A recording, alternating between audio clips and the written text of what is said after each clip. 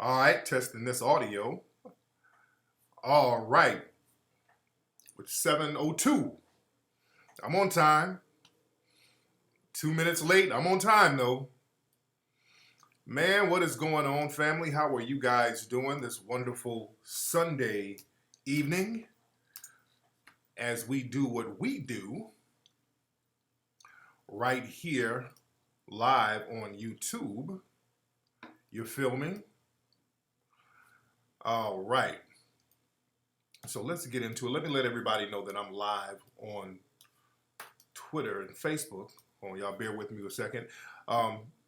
Let me thank everybody for pre-ordering the Mink Slide single. It's going to be out next week. Hold on, let me let everybody know I'm live. Hold on.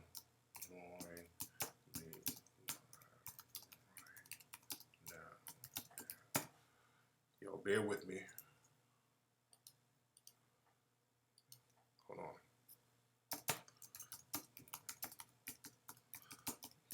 All right. Okay. So we're here. We're doing our thing. Let me see who's up in the chat room. All that good stuff. It's daylight savings time, so the time is a little off. You dig? So the time feels real off because it's daylight savings. All right. All right. Look at what's this? Hold on. Let me clean up the topic I'm talking about.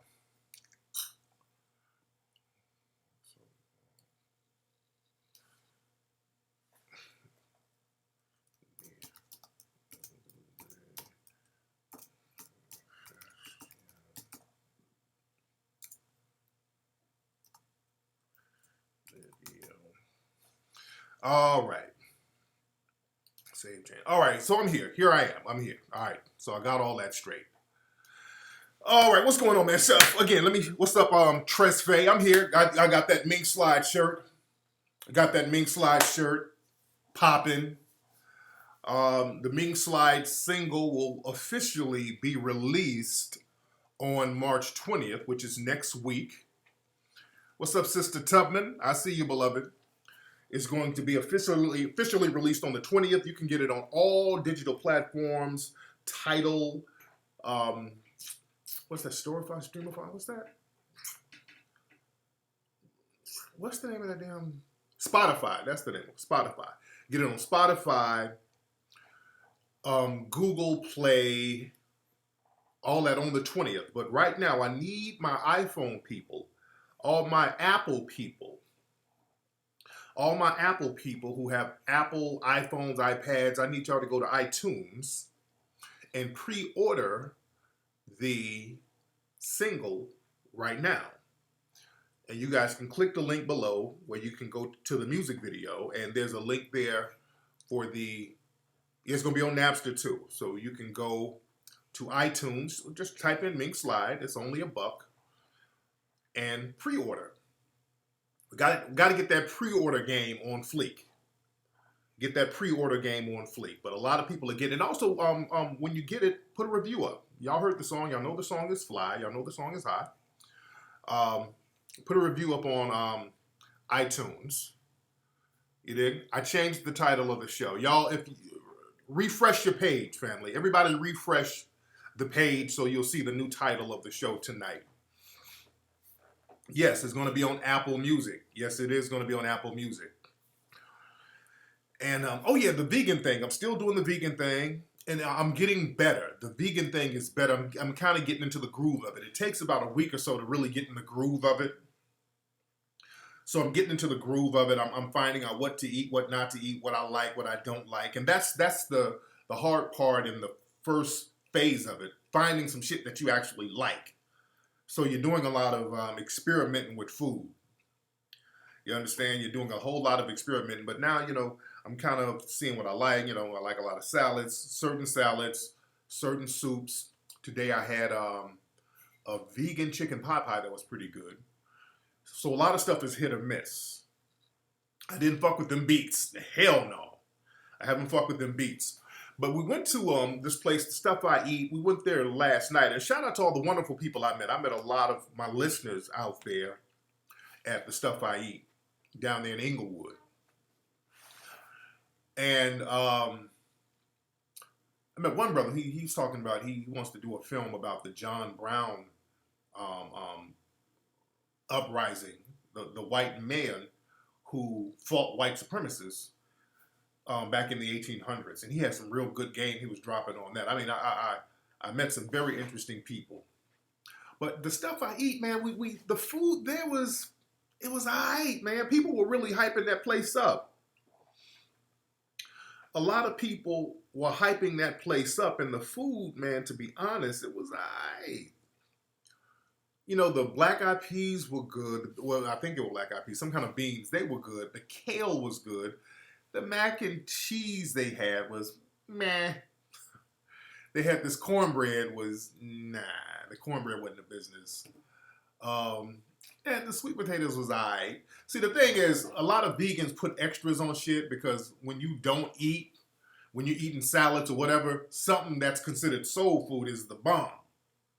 You understand? So people tend to put a lot of stuff on it. And my ashy, somebody said I got a little ash going on. Oh, damn, my hands are looking a little crispy. Hold on. Thank you, family. Yeah, Ola, what's up, Ola? Everybody say what's up to Ola. Yeah, that vegan mac and cheese is not the business. But what's up, Letitia Hobbs? She put $2 in the game. You know what? I like that. That's you putting something on it.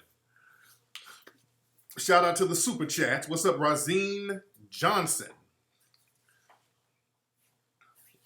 All right, gotta get this ash. Yeah, gotta get some ash kicking. Shout out to ashkicking.com. But yeah, a lot of rice and beans. Yeah, rice and beans that'll fill you up. But, you know, I'm feeling the energy now. Because, you know, a lot of times when you eat meat, you feel real sluggish. So now I'm getting into the groove of it and I'm feeling that energy. You know, you feel lighter. You don't feel all sluggish. Now that you know how to fill yourself up. And also the thing is I needed to go vegan, and I'm going to try to do it for a month or until I go to Hawaii at the end of this month. I wanted to get off that meat a little bit because I got like that uric acid in my system, and you get that from meat. Shout out to Progress Maker for putting some on the Melanoid Ministries on the super chat. Shout out to him. Shout out to Rawls Ron, Lion of Judah. Shout out to Christopher Ellis. Yes, I might be doing something with Joy DeGrew in the UK. Man, the lava burrito was good. Okay. Man, that acid alkaline. What's up, Charm? What's the acid alkaline, Charm? And that's the thing. I've been trying to get that uric acid because that uric acid, that's that shit that gives you that gout. It builds up in your system. So, and you get that from meat. So, all right, people are coming on up in here. Come on up in the room, family. What's up, the J. Lewis? But again, everybody, right now, while I'm talking, go to iTunes. What's up, Lady Oshun? How you doing, beloved? Go to iTunes. If you have not, it's 1,200 of y'all in here now. Everybody who has not gone to iTunes, go to iTunes. Not only do you get the single, pre-order it. It'll be released on the 20th, but I need y'all to pre-order it now on iTunes. Pre-order it, and then leave a good review on the song, because you know the song is hot. Okay, right now on Twitter, and there's a show on right now called the OJ Confession. Did OJ do it? Did OJ confess? And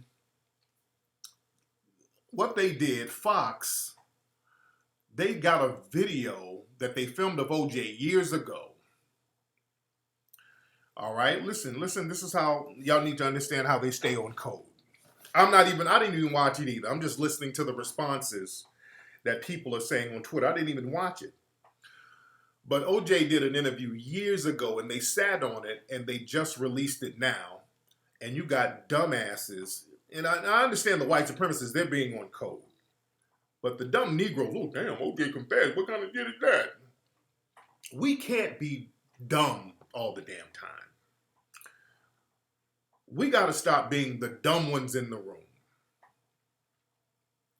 We got to stop being the dumbasses in the room who believe everything white mommy and white daddy says.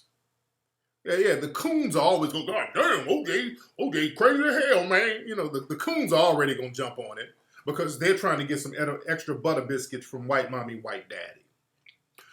But understand, a while back, I broke down the whole OJ case. I broke down why I said it was impossible for him to have committed those murders. But we live in a coon generation right now. We live in a super coon generation, if we're going to be honest. We got a new generation of coons, and this is what the white supremacists, they will wait until the next generation come around to expose the coons and let the coons fester. You understand? Really, that book, Double Cross for Blood, was really good. But I was going at it with a coon today, a big, fat, juicy coon named Wayne Dupree. He was up here, because Donald Trump was trying to use his coded language to shit on black people by using Maxine Waters as the proxy. He said Maxine Waters is a low IQ individual. Now, that's a code term for black people. The white supremacists always say that about me. You low IQ black. You know, I had the debate with Jared Taylor. He was talking about how black people have low IQs. So understand, Trump is down with that whole revitalization of scientific racism where they keep talking about IQ now. If you notice that, they've been doing a lot of talking about IQ.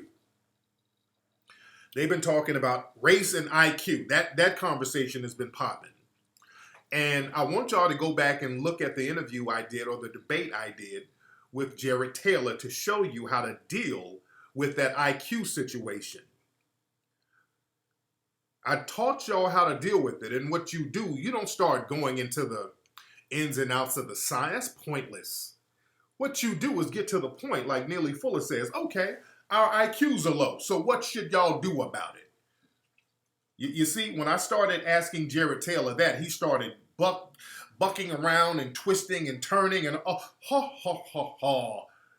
trying to deflect. When I started getting to the nitty gritty, I was like, okay, Jared, our IQs are low. What should you, white supremacists, or any people in the dominant society, what should be done with us low IQ people?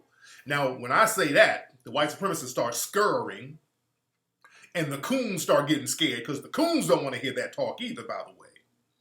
Coons don't want to get to the nitty gritty. Coons love talking in circles with these white supremacists because they think that's going to make them safe. They think just talking in circles with a white supremacist is going to keep them safe. But I'm like, no, let's get to the nitty gritty. All right, what you going to do with it? Oh, Lord, no, the niggas start tugging your shoulder. Don't do that now. Don't say that now. What you trying to do? You was going to get us killed in here. The eyes start bucking. He didn't mean nothing, white daddy. He didn't mean nothing, white daddy. I's got my fiddle over there for you.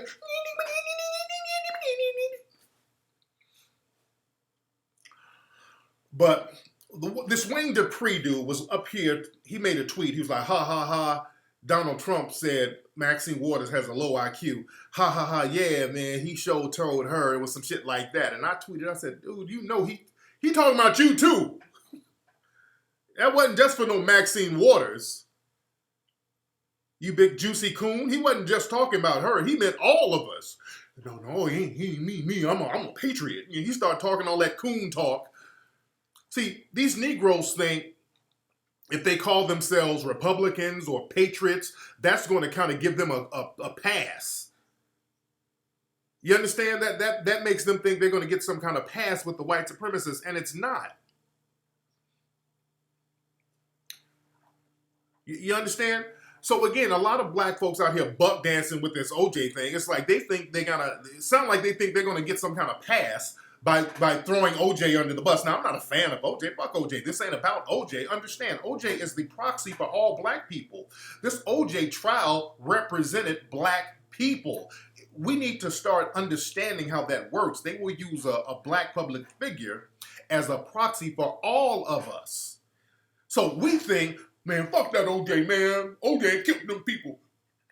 Man, he showed confess. He's stupid as hell. You think you're gonna get some kind of brownie points by doing that?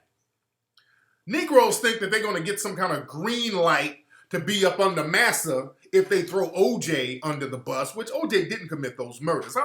OJ was a turncoat. He didn't. I don't give a fuck about that. I don't give a fuck about OJ being no turncoat. Yeah, OJ had some coon sauce in it, but the case was bigger than OJ.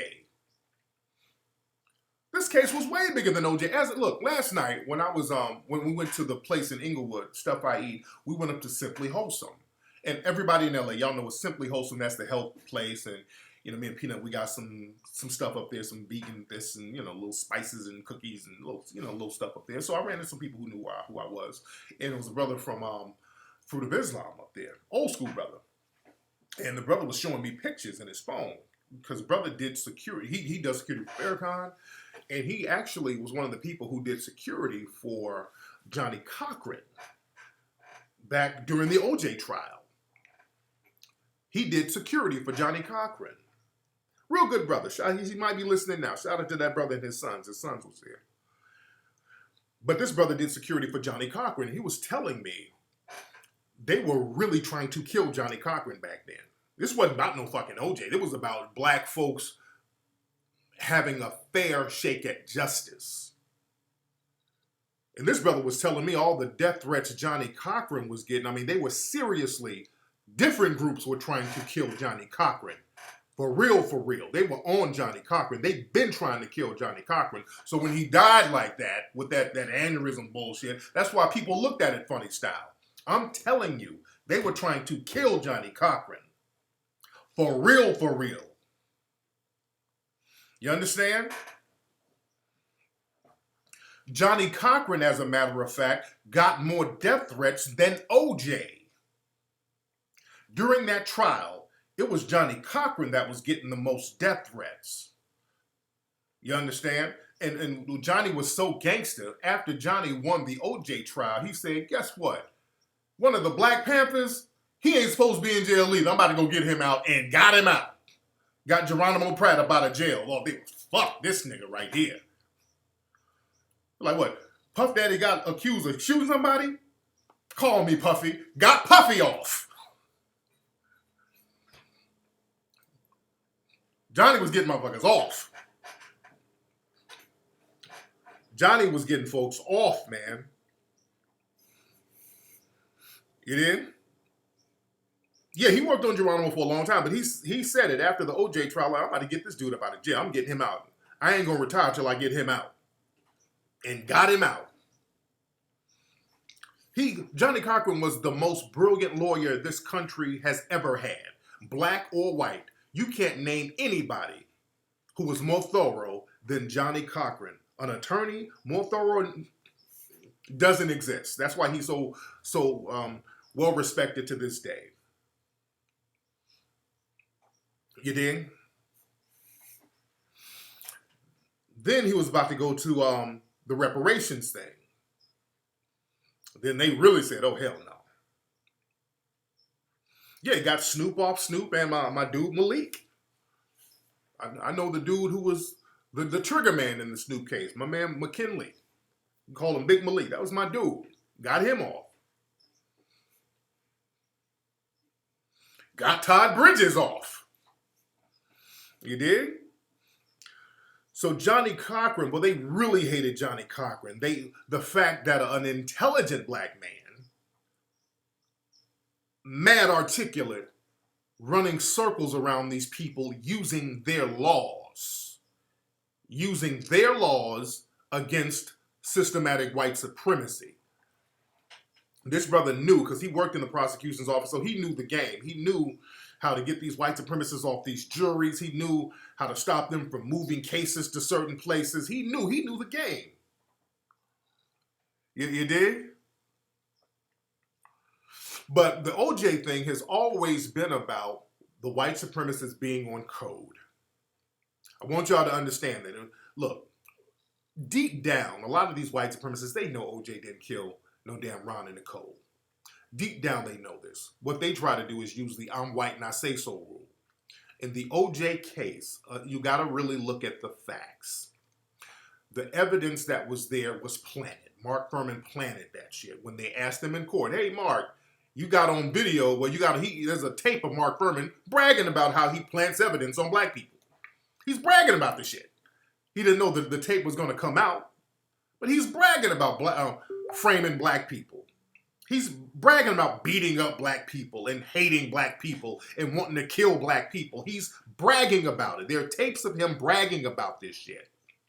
There's tapes of him bragging about, I will kill a nigga in an interracial relationship. I don't like blacks with white women. I mean, there's audio of him admitting all this shit. The mainstream media, they always kind of push that to the side. Like that's not significant. That's very significant if that's the lead detective who found everything. He found everything, i.e. planted it. Because when they asked his dumb racist ass in court, hey, did you plant this evidence? Oh, I plead the fifth. Not fucking guilty. It's simple as that. All you soft shoe coons. Look, I studied the case because I was out here during the case. And based on the evidence, OJ didn't kill them damn people. The thing is, Negroes are so used to listening to white mommy, white daddy, you believe every goddamn thing they tell you. These are the same people who say that Trayvon Martin was guilty for beating up George Zimmerman. And he deserved to die. These are the same people. OJ Simpson didn't kill those fucking people. Because what they do, they've never established a real motive. They always say, well, he beat her. OJ beat her to a pulp. He would beat her. He just wanted her. His Negro rage. He couldn't have that good white pussy no more. That's the narrative that they like to create. But OJ was divorced from that woman. So you don't beat somebody, divorce him for a year or so, and then wake up one day and kill him. They never filled in that blank. Well, he just wanted her. But there are letters of Nicole trying to get back with OJ. They always leave that out. I've been tweeting all this shit. I've been tweeting all types of receipts.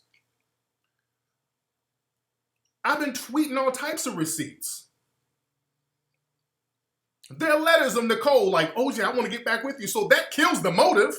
If she's trying to get back with him, what the fuck is he jealous about? He would have just got back with her. He didn't have to kill her because he was jealous. That kills their whole motive. You understand? Also in the OJ case, and I've said this before, there's a reason why they never had Nicole and Ron's friends on the witness stand. They didn't put none of their friends on there because all the people they were with were fucking criminals. Ron and Nicole were with a whole bunch of fucking criminals. Everybody they were around were drug dealers, mafioso. They were around shady ass people. Not only that, a few of Ron and Nicole's friends were killed in a similar manner. A couple of people who were Ron's co-workers, other waiters got killed at the damn Mezzaluna restaurant where he worked at. There's a dude named Michael Nigg got killed. Another waiter, his car was blown up.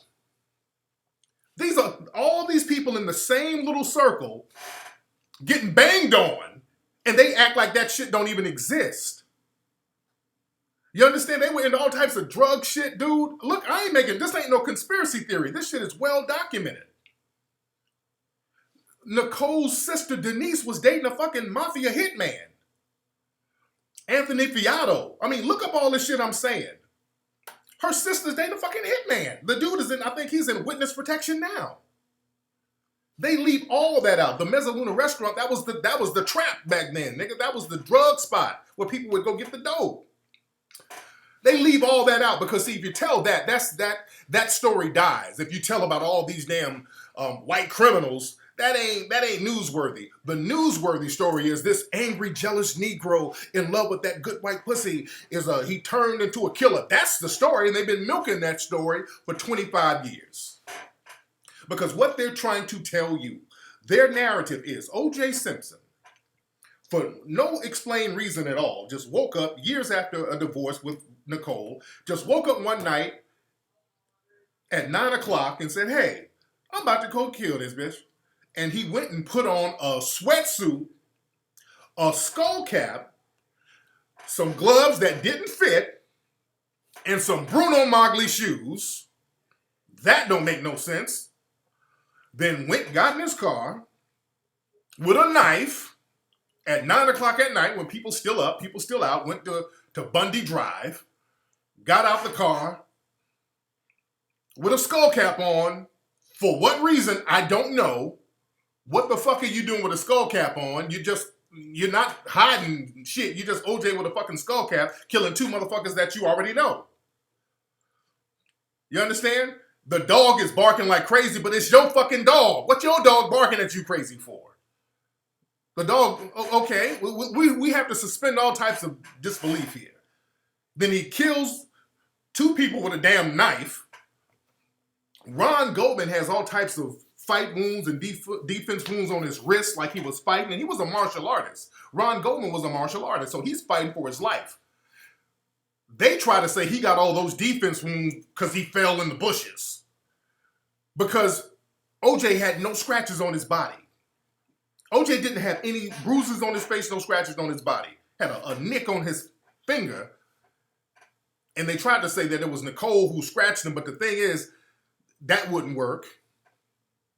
Then they tried to say it was the knife, but the thing is, the knife wound didn't go through the glove. The glove don't have a cut in it, but the hand does. But then they said the glove fell off. So they're dipping all over the place with the shit.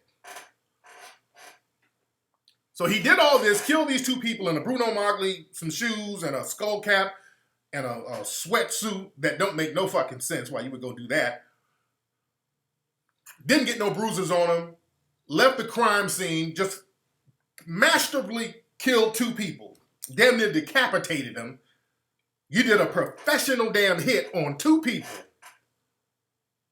Went and got rid of the clothes, the weapon, and everything, and it made your flight. You dig? I don't believe that shit for a minute. I didn't believe it then, and it don't make sense now.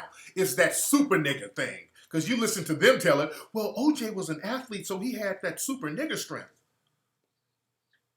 The gloves didn't fit. It's point blank, those gloves didn't fit him. The glove didn't have a cut on it where his finger was cut. Mark Furman, an open white supremacist, went all behind the house and just happened to find stuff. That's a hell of a coincidence. That he gonna go straight to OJ's house, go right to the back. Oh, look what I just found. Oh, it's a good thing I drove over here. Oh, I'm such a good damn cop. It's so good that I drove over here and walked to the back of the house right where the damn glove is. Oh man, I'm such a good fucking detective. Come on, man. And all the blood of OJ they found had EDTA in it, meaning that the blood was already in a vial, meaning that they poured the blood from a vial because it had a chemical in it. You understand? And they could never explain the chemical. It was a chemical called EDTA, meaning that the glove was planted. And they even showed pictures. They showed pictures of one shot where the glove didn't have it was some socks. The socks didn't have no blood on it. Then they showed another picture, the socks had blood on it. Then they showed one pair of socks that was in one spot, then they moved it to another spot. They were doing all types of little slick shit, man. The thing is, OJ had a fair trial because I know the chair is squeaky, it's all right. That was a fair trial. That was a fair trial. And they don't want us having a fair trial. See, the thing is, they're used to stacking the trials and stacking the deck against us by using white supremacist tactics. Mark Furman was one of the few white supremacists that was on the case. He was just wide open with it. That's how comfortable he was. So they were used to doing stuff like moving the trial to all white areas, getting black folks off the jury, stacking the jury with people who's going to be on Team White Supremacy. They used to doing that. And OJ, fortunately, at the time, had the money to get lawyers who could stop that shit. So understand, this case becomes all about being on code. Because now, people in the dominant white society, if you were hinting that OJ was any way innocent, you were on the outs. You were being off code. Part of the code was, hey, you better say he's guilty. I don't give a shit what evidence you have. This trial is very important. This is a very important trial for white supremacy, and you better say he's guilty. That's why the lawyers, the white lawyers, they were ostracized for being on that trial. They were ostracized. Somebody said, why do I think OJ ran? Ran where? OJ was going north on the freeway. Where was OJ going? OJ wasn't running nowhere. OJ was going north on the 405. See, a lot of y'all don't live out here, so y'all don't know nothing. Y'all listen to what the damn news tell you. Talking about he was running, and the news makes it seem like he was trying to run to Mexico or something. He wasn't. He went to a funeral, he went to a cemetery, then he was on his way home. So when they saw him, the high-speed chase, he was north on the fucking 405. It wasn't even a high-speed chase. It was a low-speed chase. It wasn't running. He was driving like 30 miles per hour. He wasn't even running. Yeah. James Earl, he was like a 30, 40 mile per hour chase. They made it seem like he was speeding to Mexico with a sombrero eating a fucking burrito. I gotta get that body count down.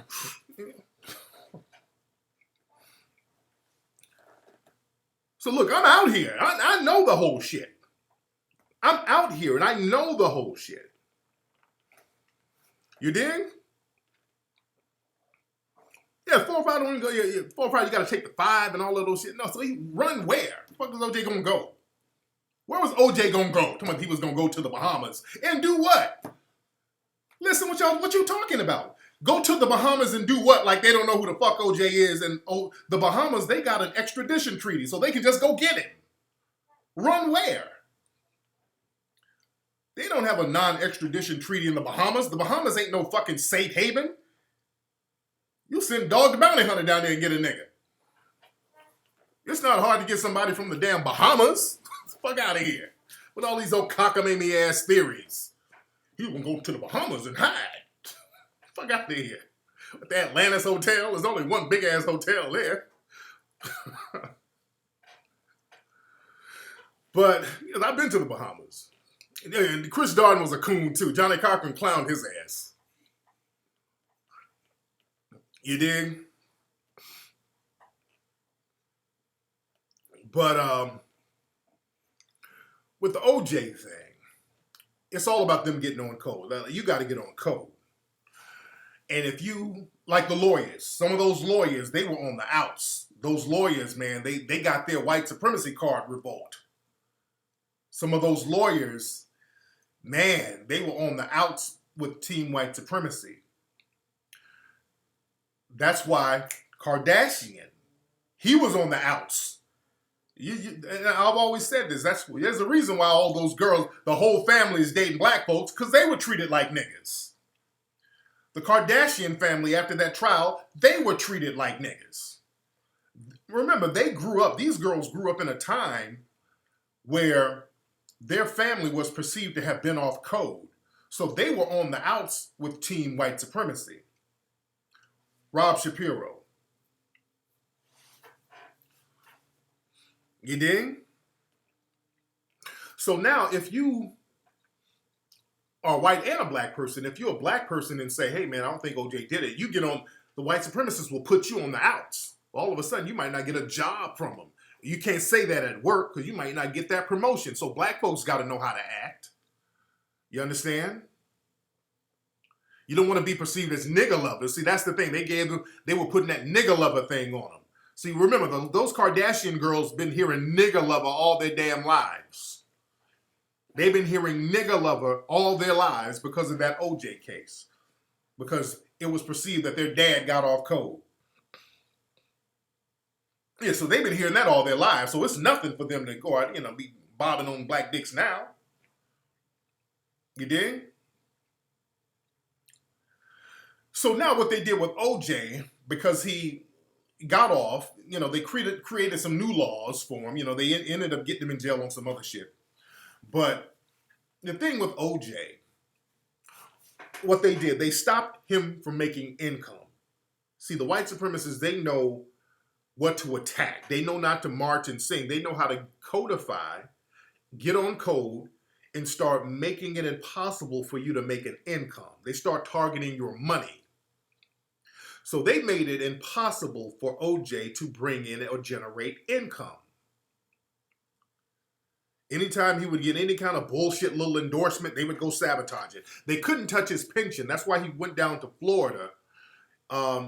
Okay, leads, get out the fucking chat room. I'm trying to talk some real shit. You got people in here asking dumbass questions. Get leads out, that Lee Clinton out of here. So I'm trying to talk. That's the thing. We're trying to drop some real game, and the dumbassification is coming here.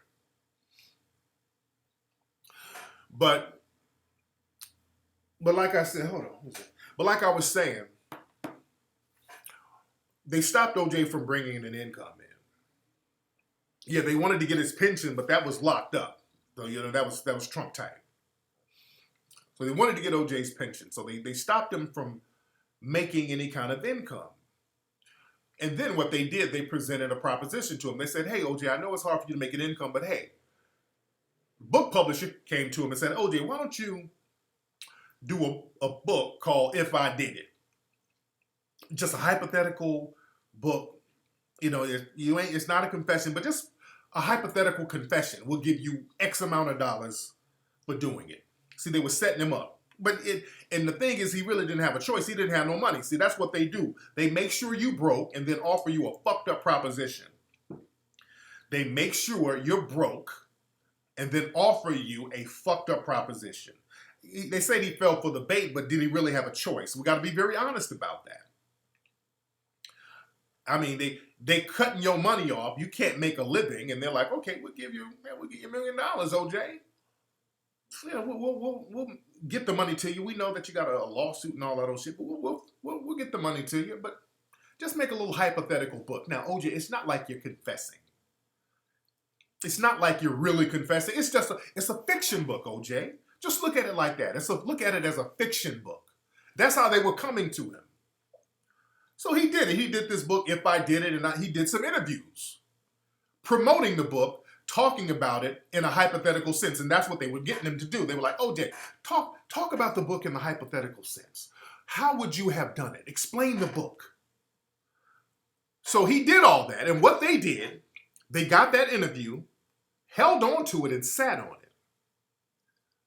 They sat up and played that game. Well, if I would have did it, I would have had a glove and a knife. I wouldn't have done it. I don't give a fuck how much money they owe me. They would have given me. I wouldn't have done it. But OJ likes white people too much. That's why he would never kill nobody. White. OJ ain't killing no white people. He loves white people too much. But they sat on that interview and they waited. They waited until the next generation came up a little bit, and now they just put it out. And see, they understand with us black folks, we don't study our history like we're supposed to.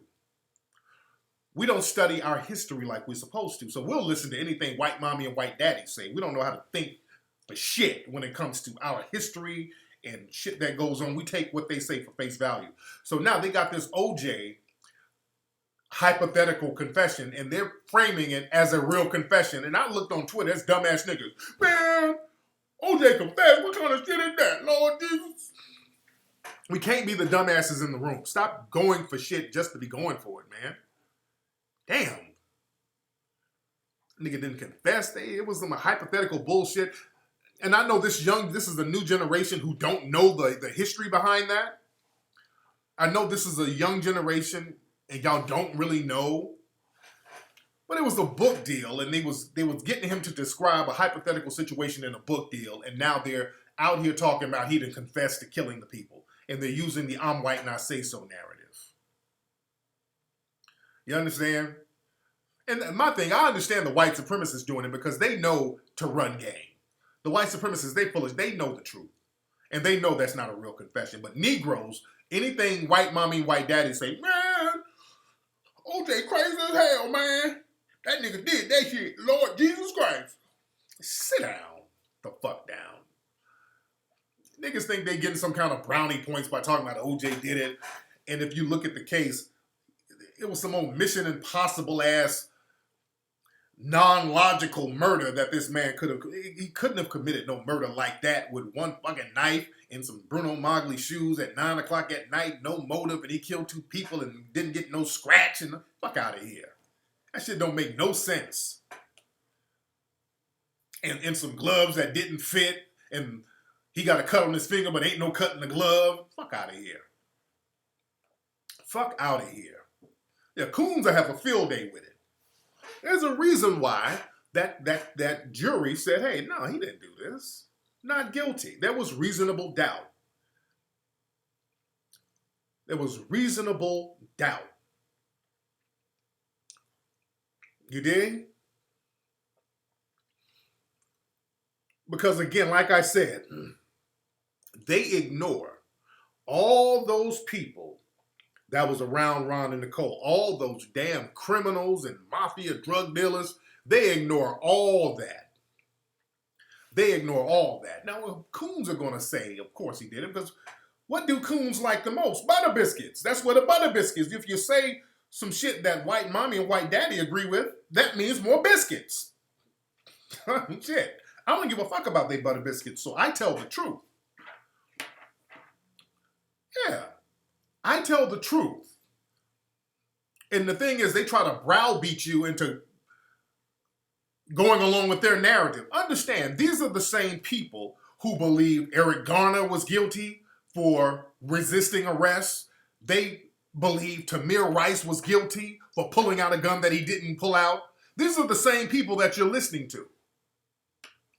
Fuck that. I ain't agreeing with no damn dumbass white supremacists who's trying to hustle this for more money. This OJ thing is a hustle for white supremacists to make money because it's a proxy for all black people. OJ Simpson becomes a symbol for all of us. They look at all of us the same. We're just one big nigga. And when people start getting into OJ's personal disposition, well, he kind of a coon, that doesn't matter. Because this case ain't really just about OJ. What kind of big insect is this? You dig? What is this? Oh, I think my daughter's taking a lift home. Hold on one second. My daughter's getting a lift. They hit me up. She's going to be in here in a minute. You dig? But it is what it is. And again, it's funny to see black folks not listening to what the white supremacists and their coons have to say, taking anything they say seriously. You dig? So open up the phone lines. Oh yeah, O.J. Simpson, it really triggers the racists. It really triggers the white supremacists. My thing is, and I said this on Twitter, I'm like, all that, and I've been seeing people say, oh my God, the justice system failed Nicole and Ron. Fuck out of here. Miss me with that. The justice system failed Nicole and fuck out of here. Because you got to go 25 years back to find somebody to say the justice system failed when you got a justice system that failed Tamir, Sandra Bland, Rakia Boyd, Eric Garner, Walter Scott, so many black folks. The system has failed, but now you want to dig back and talk about the OJ failing, that failed the justice system. Get the fuck out of here with that bullshit. Y'all do what y'all tell us to do. Y'all got to learn how to forgive. Listen, you're going to have to learn how to forgive OJ. You're going to have to learn how to be good Christians. And if you think OJ did it, stop getting upset and crack open that Bible. The same one you tell us to crack open. Crack open that Bible and go to the chapters about forgiving. You have to forgive. Don't just be mad at OJ. You got to let that hate and that anger go. All that forgiving you tell us to do, y'all need to pray that off. Pray it away.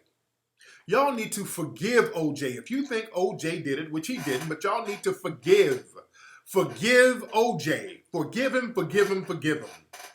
Saith the Lord. Forgive him. You dig? Y'all got to learn forgiveness. All this anger for 25 years, this 25 years of anger, you got to forgive.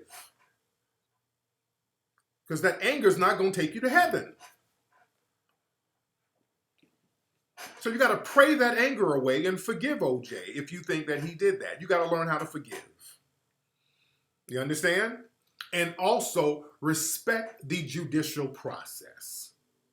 It might not be the best system, but it's the best system that we have. Respect the judicial process of the OJ trial. Respect the law. That's what I say to all you people who are upset with OJ. You're going to have to respect the law. The law is the law.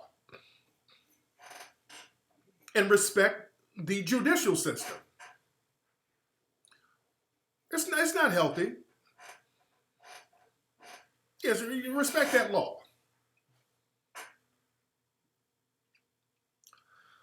Because see, they're always telling us to do stuff they don't want to do. They tell us to turn the other cheek, and violence is not the answer. Anger is not the answer. I saw something with Jerry Falwell. I think that was Jerry Falwell. His son. I think his son was doing a sermon in church. He up here talking about he's like, we need to get our guns and get rid of those Muslims. I'm like, what the fuck? He was like, we need to get our open carry. We need to get our concealed carry, and we need to get those Muslims and stop them before they start. I mean, he's in church saying this, a big, huge congregation. I'm like, aren't these the same people telling us violence ain't the answer? Boy, these are the same people telling us violence is never the answer. My goodness. You dig? Man. Who all went to iTunes? Have y'all gone to iTunes? Have you all been to iTunes to get the Mink Slide single? Have you all been to iTunes to get that Mink Slide single? Get that Mink Slide single. Y'all stop bullshitting. Or pre-order it right now. Pre-order it right now on iTunes. Get that pre-order right now, ladies and gentlemen. Man. And also, get Hidden Colors 1, 2, 3, and 4. I'm trying to see who we should have on ISM Radio this week. Trying to see who we should have on ISM Radio this week. You dig? Trying to see. Let me see something. Let me show y'all this clip real quickly. Let me show y'all something. Let me see if I can show it here. Let me download it. Okay. Let me show y'all this real quickly. Hope y'all can see it. Speaking of white supremacy and how white privilege is a byproduct of white supremacy, let me show y'all something. There was a basketball game, and hold on, let me show y'all the clip. Hold on. There was a basketball game, and this white player did a foul, a flagrant foul, and damn near broke this dude's back, man. Hold on one second. Let me play this for you guys real quickly. Hold on one second. Let me play this for you. Let me show y'all this. Y'all bear with me. Bear with me. Let me grab it for you real quick. But yeah, he pushed this dude to the point where, and I put this on my social media, but look at this. This is so foul right here. Look at this. All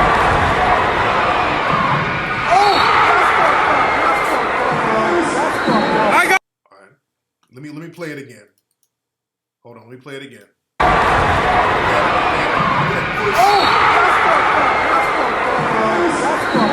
See that sucker ass shit he did? He pushed this dude. He could have broke that fucking dude's back. That dude who did that, the white dude who pushed the brother, he didn't get ejected from the game. As a matter of fact, he wasn't even benched. He pushed that dude. It was, people are saying that's one of the most flagrant fouls ever seen, really. I mean, that was like a wrestling move. That was like assault. He pushed this dude off the court. He could have bust that dude fucking head. he wasn't even, not only was he not ejected from the game, they didn't even bench this dude. He was allowed to play. All white school. And a lot of people were saying, well, how come the other team, his team didn't jump off that bench? He was the only black player on his team. You understand? He was the only black player on the team. And his other white teammates, they see more of a camaraderie with the white players on the other team than him. You dig? Yeah, I know, that was a black team. People would have been up off them benches. But his ass the dude didn't even get ejected from the game. Yeah, it looked like he broke his leg. I don't even know what happened. But he was the only black player on his team, so they knew they could get away with doing that sucker shit. Because he's like really the only black dude there. Like all white team, other teams damn near all white. So when they get you by yourself, they get real slick. This is why black folks, don't be the only Negro in the room. Black folks, we got to learn how to get off this thing where we are the only Negroes in the room and we think that's some kind of badge of honor. Nigga, you don't know how much danger you're in. Being the only Negro in the room, you better take a goon with you somewhere. And Grayson Allen, that's another one. He's another one, another white player who be doing slick. Y'all saw that shit he did? He stuck his hip out and made the player fall, and they acted like they didn't see it. The officials were like, well, we don't know. We got to do the replay again. Well, I don't know. I mean, we got to... They all get on code, man. They all get on code with that bullshit. They all get on code with that. Act like they don't see... They never see the white dude doing anything fucked up. Whoa, we got to look at the replay. Well, it wasn't quite a flagrant foul. You know, I'm white and I say so. He looked like he pushed him by accident because I'm white and I say so. What's up, DJ Renee? Where do you DJ? Where are my DJs? Where are my radio DJs? Where are my radio DJs? Because y'all need to start playing It's Time on the stations next week. We're going to start servicing the radio stations next week. All my radio DJs need to holler at me. But, yeah, these cats they get away with what they can get away with. They get away with what they can get away with. And they see when it's like one black person by themselves, then they really show out. You got to really be careful, man. You at KKBG, Radio in Waterloo. Calico, hit me up, man. Man, yeah, Dennis Rodman, black players, nigga, if you nudge somebody, they'll eject your ass. If they nudge somebody the wrong way, they'll eject you. The white players be doing elbows, doing all types of dirty ass plays. And the officials act like they don't see shit. Let's look at the replay again. Well, it doesn't look like he stuck his foot out there and tripped him. Looked like he was trying to turn around. I mean, they know how to stay on code with each other. They cape for each other.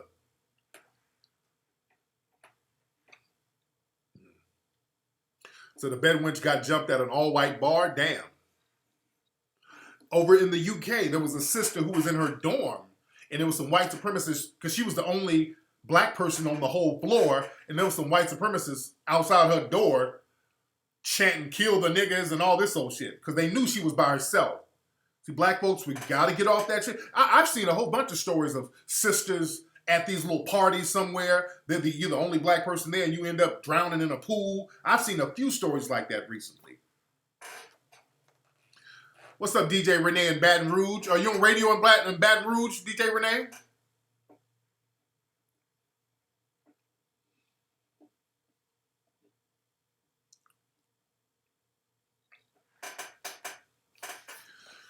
You dig? But yeah, we get marginalized about things that they do too. You notice they always speaking of that. Like the Black Panther movie, and shout out to the Black Panther movie. That thing has made over $1 billion. The Black Panther movie has made over $1 billion, which is good. I wish black folks were getting that money. I wish we were getting it. You dig? I'm glad that it made $1 billion, but I'm mad that that money ain't really trickling down to us. But what's funny, these white supremacists with their little slick comments, like, you blacks think Wakanda's real. Hey, blacks, you want to go move to Wakanda? So now they're trying to clown us for liking the whole concept of Wakanda. The thing is, we know it's a movie. We ain't tripping on that. So that's like their little, hey, we was Kangs in Wakanda huntery. It's that type of shit. Like, motherfucker, y'all think you from Hogwarts. You dig? They think Hogwarts is real.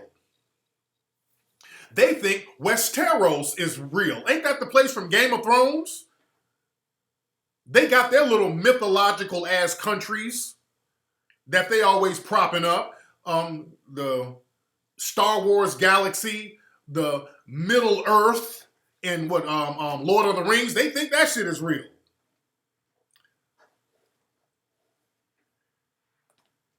They think Narnia is real.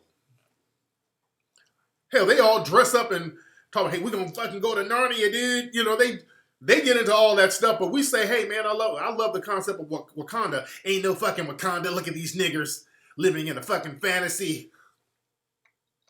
Really? When your ass got 2 plane tickets to Hogwarts, motherfucker? Fuck out of here. Y'all got a Rocky statue that y'all sit up and praise in Philadelphia? A motherfucker who don't even exist? Y'all got a...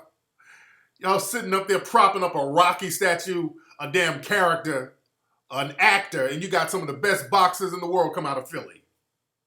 Real, but they black and y'all don't want to give them props. You give Sylvester Stallone's punk ass props. Man.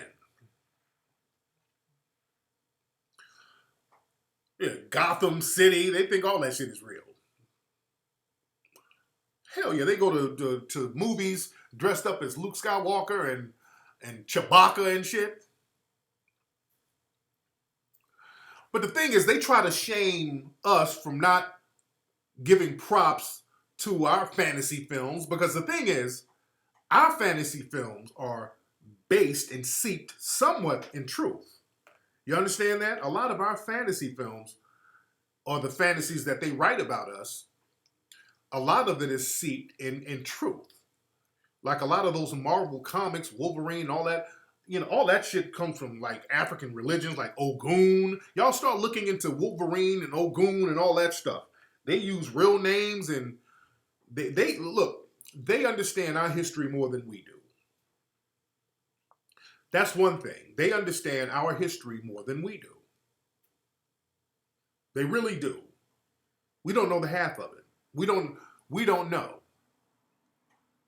The thing is, speaking of Wakanda, because see, all this shit, when you talk about Game of Thrones and Harry Potter, when they talk about these fantasy, these things that's supposed to take place in Europe in a certain era, especially in medieval times, it always has to be in the realm of fantasy, because Europe in medieval times wasn't shit.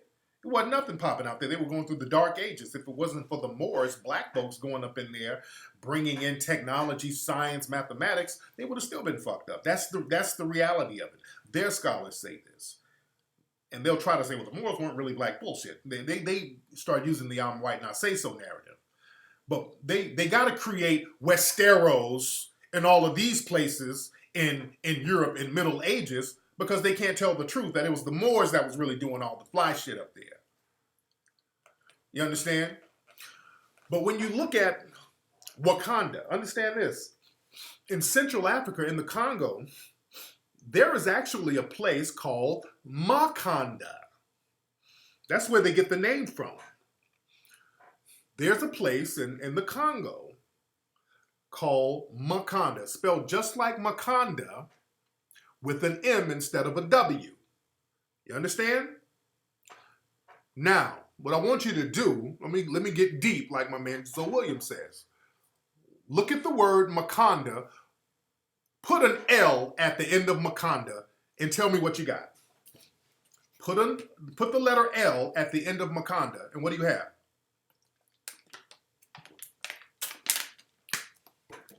Type it out. I'm going deep. Let's go a little bit deep, just a little bit. Ah, there you go. You got Mackendall. You feel me? Now, according to legend, there's been different stories, but Mackendall, it has been said that Francois Mackendall came from the Congo. Some people say West Africa. Many people say that Mackendall, the person who kicked off the Haitian Revolution, came from the Congo. You understand? Again, these people know our history. Stan Lee, all these characters with all these African Ogun, they got characters like Ogun, all that stuff. Storm, all that shit is based on African deities. They know our history. You understand? He's the son of a chief in Wakanda. So they understand our history, dude. And they use symbolic names, symbolic words. And Mackendall, he created an all-black, he kicked off the revolution that led to an all-black sovereign society, which is what Wakanda is. It's this all-black sovereign society with swords and all types of martial arts and swords and all this stuff. They understand analogies. They understand analogies and they know how to speak to each other. Because they know we don't study history like that. We don't know how to put two and two together. You got to know how to put two and two together with these folks and understand what they're trying to say. They know our history better than we do. They know what we are capable of. You understand? They know exactly what we're capable of. Oh yeah, even Stan Lee based Professor X off MLK and Magneto off Malcolm X. Well, yeah, of course.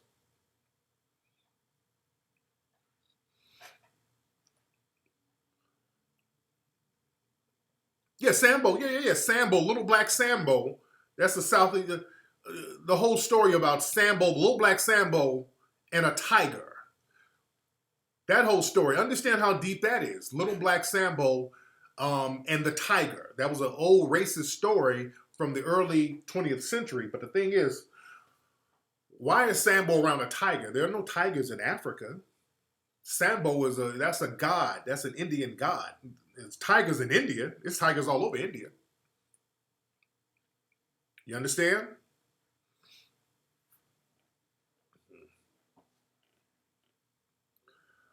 So we got to understand that stuff. Yeah, when they start talking about vibranium, they're talking about that coltan and manganese. They're talking about all that shit that we use for electronics and cell phones and all that stuff that they get from Central Africa, from that Makanda area, from the Congo. They got all those landlocked resources there, those rare resources that are needed to fuel the rest of the world. The cobalt, all that stuff. Yeah, Dick Gregory broke that down a lot of times. Yeah, Dick Gregory broke that down a lot of times.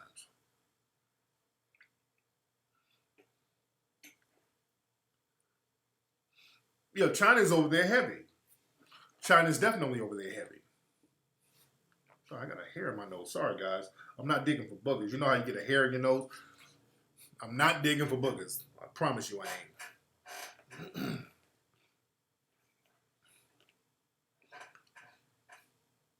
Yeah. Sorry about that. But it's real heavy stuff, man. We gotta understand our history as far as everything. As far as these movies, these OJ trial, all that stuff. That's why I'm so big on history. That's one reason I'm big on history. Because when you study history of anything, I just like history in general, not any particular subject. I like the history of a lot of stuff. I like to to find out the root of shit. When I see something and hear about something, because I'm used to, as a child, I would read encyclopedias. So I was always interested in finding out the etymology of certain things, where certain things came from, the root of certain things, to just kind of let me know the context of it. That was always fascinating to me. You dig? And that's why I'm so big with the music thing, with music, and not just music, just entertainment in general. That's why I got into the Hidden Colors series, because I was so enamored by history and real history that's not been taught. If you look back at my wall, hold on, let me show y'all this. If y'all look back, I have a bunch of, see these pictures? Hold on, let me show you my pictures. I got pictures from, well, that's Black Dynamite, that's more recent. And shout out to Michael J. White. He has a project he's working on. It's like a sequel to Black Dynamite. But I got Dolomite over there. I got Coffee over there. What are my other ones? I got Dolomite, Coffee. I got Black Mama, White Mama. So, and I got these same type of posters at my office where we do Ism Radio at the King Flex Entertainment office. I got the same. I got a lot of Blaxploitation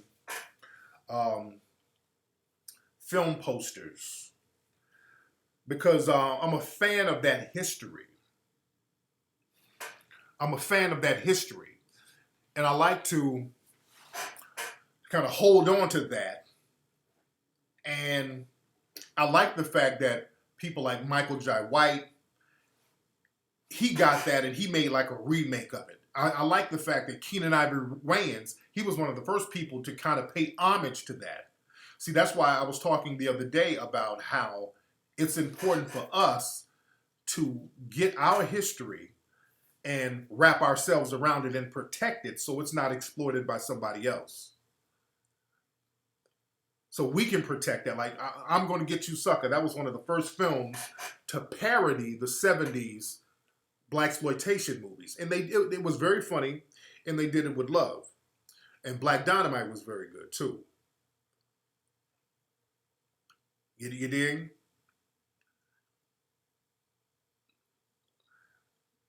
Yeah, Blaxploitation, it really saved Hollywood. Yes, it did. It saved Hollywood. And, you know, I like that. I like I collect a lot of stuff from the Blaxploitation era. I got I got like some original posters from some Fred Williamson movies. I got books on it. Even hip hop too, with the hip hop game. I like the history of hip hop. I got a bunch of books on the history of hip hop. I got a lot of friends who are old school rappers and new school too. One day I want to do a documentary about hip hop history, especially on the West Coast. What's up, Nicole Ali? How are you, beloved? You going to Morocco and Spain? You working on a project? Well, Spain is nice. I had a great time in Spain. I wasn't too crazy about the food. I didn't go to Morocco. Haven't been to Morocco, but I've been all over Spain. I was in Madrid, Toledo, Cordoba, Grenada. So I've been all over Spain. Spain was fun. I like looking at all the old artifacts. So that was cool as far as sightseeing and those old mosques that the Moors owned. Oh yeah, I need to have Pam Grier on the show because Pam follows me on Twitter. Pam follows me on Twitter. Said Black Panther is saving Disney. And you know what's interesting? Speaking of Disney, y'all know the Disney, speaking of the Moors, that Disney castle, which is in the Disney logo, that's a Moorish castle. I want y'all to look that up. I think that was a castle over in Grenada. I forgot where it was. I forgot where the castle was. But the Disney castle is a replication of one of the Moorish castles, a castle of the Moors. So Google that. I forgot which castle it was.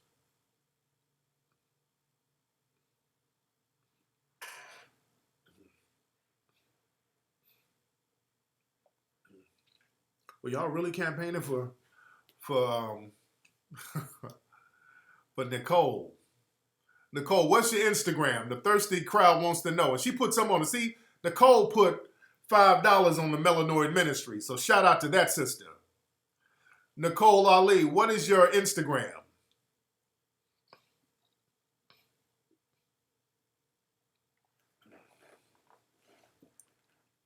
to get George Clinton. I need to get George Clinton on ism because George Clinton used to hang out with my dad. My dad used to hang out with him in Detroit back in the day. So I need to holler at George Clinton and see what him and my pops used to get into.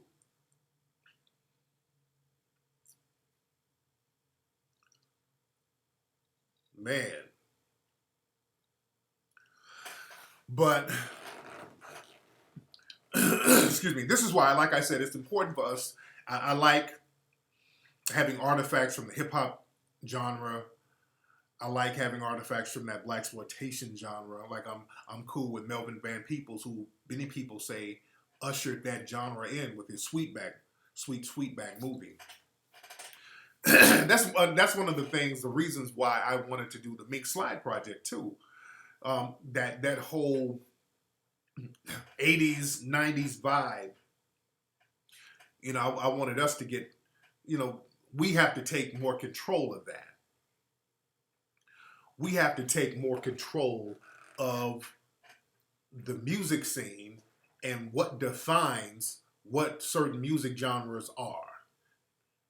Because, you know, what's interesting with our song, It's Time. A lot of folks like the song. And I've seen a few people say, man, that's that Bruno Mars type R&B. And I talked about this a few days ago. The fact that you would think something like that, you equate funk with Bruno Mars. You don't know your history. And I like Bruno Mars. I'm not shitting on Bruno Mars, but you equate that. You understand? You equate funk with Bruno Mars. That's like you equating jazz with Kenny G. And I ain't shitting on Bruno Mars. I'm just saying we got to know our damn history.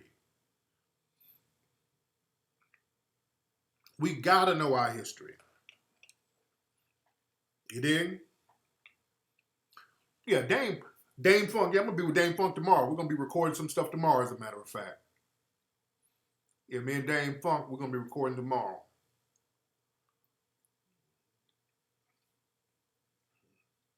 Yeah, you can't fake the funk. That's why there's that old saying. You either funky or you not. You can't fake the funk. Funk is something you got to have it. You cannot fake it. It got to be there. You cannot fake that shit. That's where that old saying comes from. You cannot fake the funk. It's funky or it's not. If that shit ain't funky, nigga, if you ain't doing funk, if you calling it funk, nigga, you just doing pop. That's pop you doing. You ain't doing, that's not funk.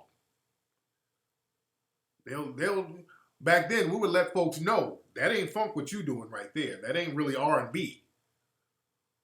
You know, that's adult contemporary jazz or some shit you doing, but it ain't really funk. You let motherfuckers know, because people would try. That's one thing you can't fake. You can fake other genres, but that funk, that shit got, like Ike Turner said, that shit, it's in him. It's in him. You can't fake the funk, because that you got to go to them bass lines. And you try. Do you know how many people try to steal shit from Bootsy?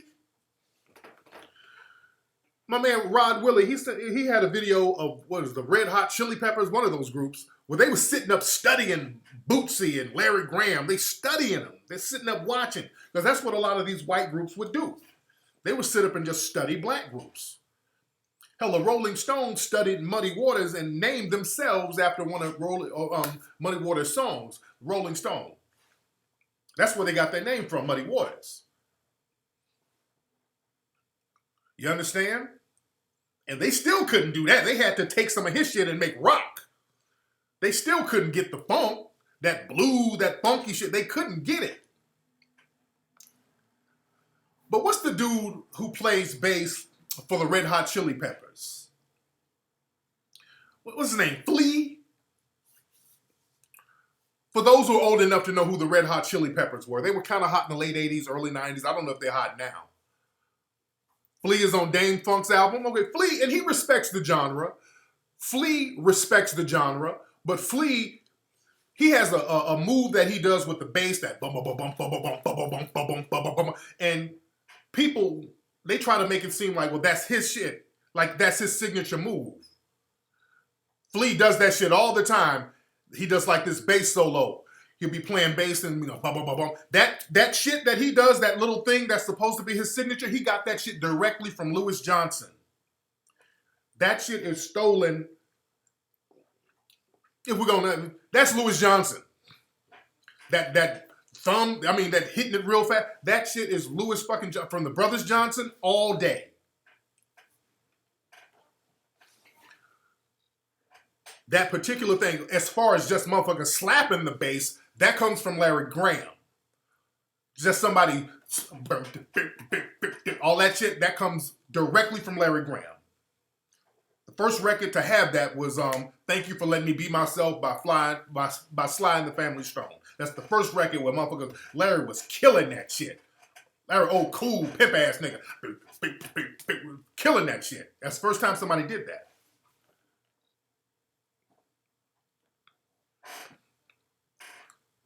And, you know, Prince fucked with Larry Graham.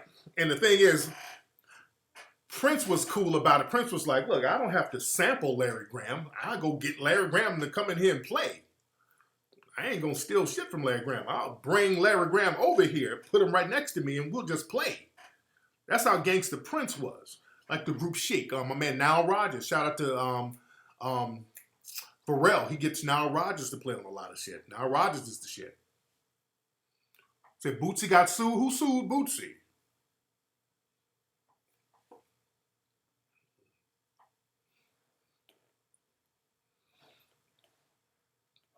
Which one of those dudes? One of those dudes plays bass. Which one? No, I could have swore it was Flea who does that bass thing. Hold on, I'm gonna try to look it up.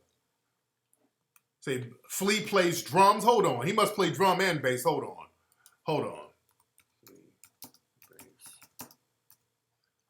That is, yeah, hold on.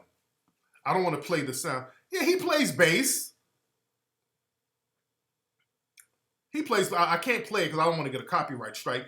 Flea plays bass too. Just Google it. Flea plays bass too.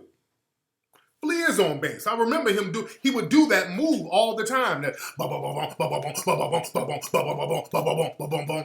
and I'm like, wait a minute, that shit look familiar. Then I start looking, that's Louis Johnson. Louis Johnson from the Brothers Johnson, badass bass player. He played on like all that Michael Jackson shit, like Billie Jean, that doom doom doom doom doom doom doom. That's his shit.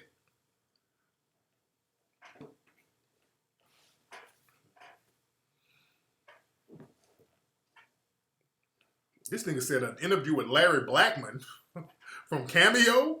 Y'all just throwing random fucking names out here, man. Where the hell is Larry Blackman? What we gonna talk about? No disrespect to Larry Blackman, but y'all throwing some random ass names out here. How to interview Melba Moe?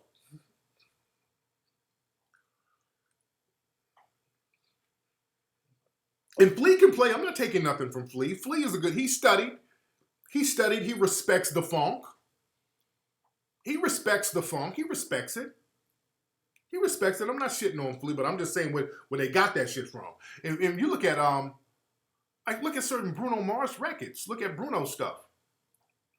Like 24 Karat Magic. That's a D-Train's. That's a lot of the stuff from 24 Karat Magic came from D-Train. There's a brother in the 80s named D-Train.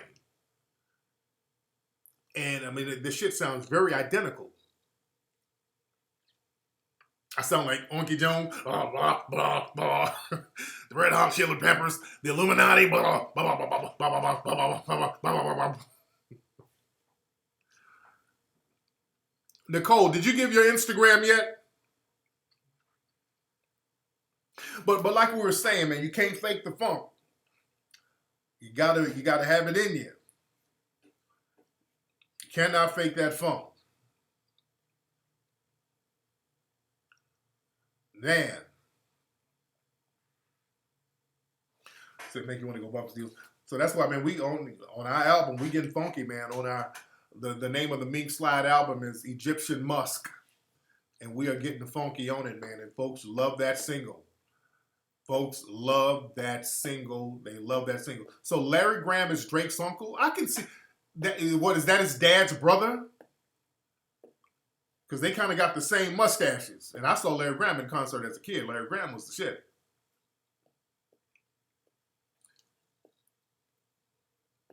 Hey, Larry Graham would come on stage in a damn cowboy outfit. That's when them niggas was rocking them cowboy outfits back in the 80s. And Charlie Wilson, the Gap Man, that was Rick James, they were all rocking the cowboy outfits. Hell, go back, look, LaToya Jackson, that was the thing. That nigga come on stage, Larry Graham, with that big ass bass and long ass fingers. Wow, wow, wow, wow. Getting it in. Like, go on, nigga. Any duets on the Egyptian? Well, one of my background singers, she's a very good singer. What's up, Cronus? I got one of my background singers. She's gonna sing some duets. We got some real fly shit. We got some real fly stuff.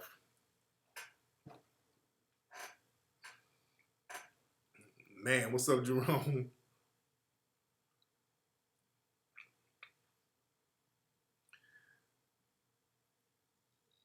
Oh yeah, I'm gonna have some mink slide shirts available soon.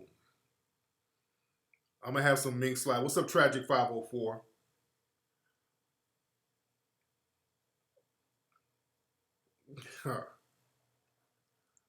When I be doing lectures in Virginia, I don't know yet. I don't know when I'm coming to Virginia. Don't know when I'm coming to Virginia.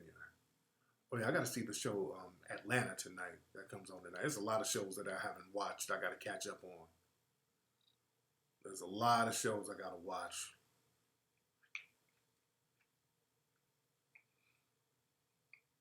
Did I hear about Rico Strong, a porn star, saying how his white chick talking about he assaulted her on the set? Now, oh Lord, these white women are trying to Me Too niggas all over the place. They trying to Me Too niggas, and that's what this whole OJ thing is too. This is another way for them to get money for the Me Too movement, so they can milk that the whole black guy, female abuse, give donations to white women's groups, because that's a big money maker. The OJ thing for the white women's, the white feminist groups, they made a grip off that shit. A lot of white feminists really came up off that OJ thing. They rode that shit. They made their name off that. Yeah, man, I gotta watch new episodes of The Deuce. I haven't watched it in a week or so. The Vegan Life is going good, man. I'm getting into the groove of it. I'm getting into the groove of it.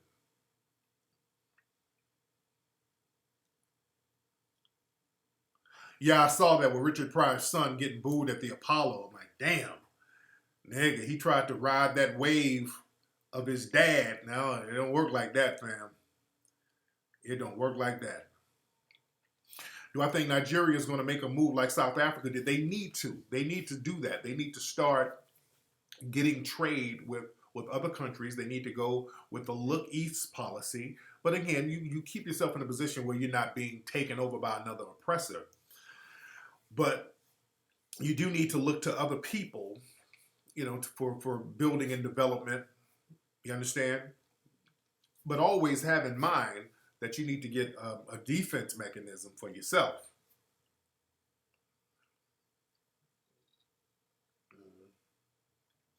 Yeah, that's the thing. Ola's right, man. When you do stand up, you can't live off your parents' name, and that ain't gonna work. That's gonna work for like the first 30 seconds. When you say, I'm Richard Pryor's son, people are, oh man, yeah. Then right after that shit dies off, nigga, you better come with it, because that's gonna be a hindrance. Because now people are gonna expect you to be on some shit. So he shouldn't even do that. Let me tell you something. Damon Wayans' son is a comedian, and he did the smart thing. He didn't let people know he was, even though he looks just like Damon Wayans. He just used to call himself as a comic just Damon Jr. He didn't say his last name Wayans. He didn't use that as a selling point on stage. And he's actually a very funny dude. So then that's a hindrance to you. If you try to go in there, you ain't really that fucking funny, and try to use the name of your parent or whatever, or try to use your last name and try to no. You have 48 laws of power. Avoid stepping into a great man's shoes. Real talk. Yeah, the Apollo, they ain't no damn joke, man. They get your ass up out there quick. Yeah, you got to make your own way. Because he already looks like Richard. Then he came out there trying to sound like Richard. But nah, Richard lived life. You dig? Richard had a life. That motherfucker lived. So when he came out on that stage, we felt Richard. You dig? All the joy and pain and everything came out in his comedy. So you felt Richard. He didn't even have to try. Richard was just naturally funny. Yeah, it was very hard for Charlie to do stand-up too. It was very hard for him to kind of get his ground coming up after Eddie. But the thing is, Charlie started to do his own thing. When he did the Chappelle Show thing, that took Charlie to another level.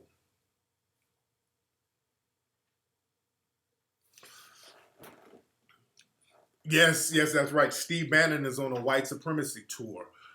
You're absolutely right. I need to go over there to Zimbabwe. Not Zimbabwe, I'm sorry. To Nigeria, just like I went to Zimbabwe to chop it up. I need to go over there and talk to the brothers and sisters over there. You understand? I'm telling you, we all need to go to African countries and kind of vibe and politic and chop it up with the family. Understand, these white supremacists go to these European nations, getting them on code of white supremacy. They know how important it is to go over there in person and how that makes an impact. It makes a bigger impact than you would believe. Just like, look, when I was over in Zimbabwe, I believe that made an impact because I was over there utilizing a lot of media over there.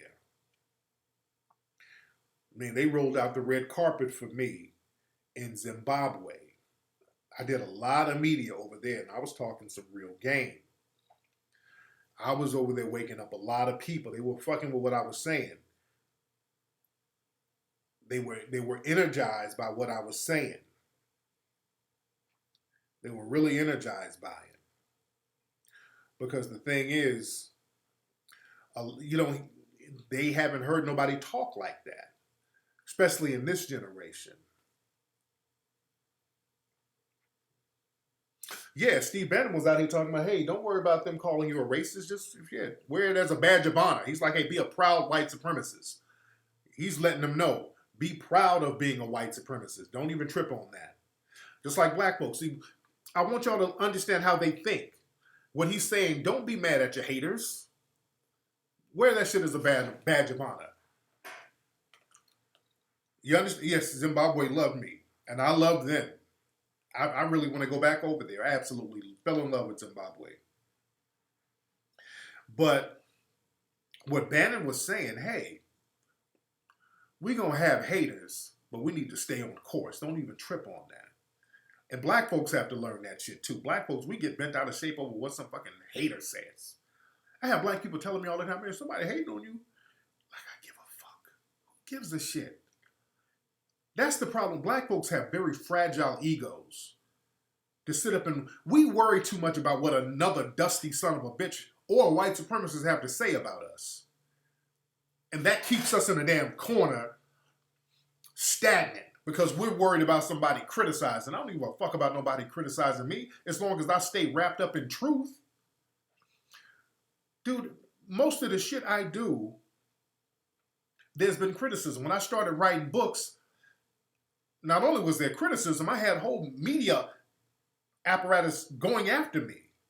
When I started doing my movies, understand, when I started doing the Hidden Colors movies, not only was I not getting support from no mainstream media, the mainstream media were using their resources against me. It went beyond not support. I mean, they were actively against me, writing negative stories about me. People, oh man, you heard what Ebony Magazine said something crazy about you, man.